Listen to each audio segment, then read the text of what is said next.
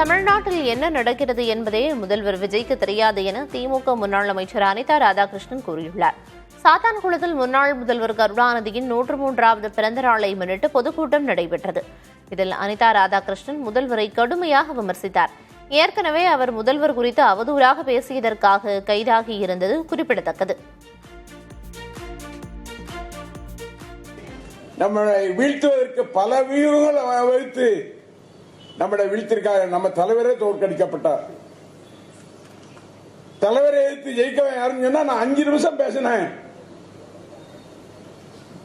பரோட்டாவை கொத்து பரோட்டா ஆக்கிட்டேன்னு சொல்றாங்க. யாரு சொல்ற? சாயங்காலம் 6 மணிக்கு போனா அடுத்த நாள் காலையில 10 மணிக்கு எழுப்புவான். அவனுக்கு என்ன நடக்கிறதுன்னே தெரியாது. தமிழகத்துல யார் இருக்கா, யார் போனா, யாருக்கு செய்தோம் என்பது தெரியாது.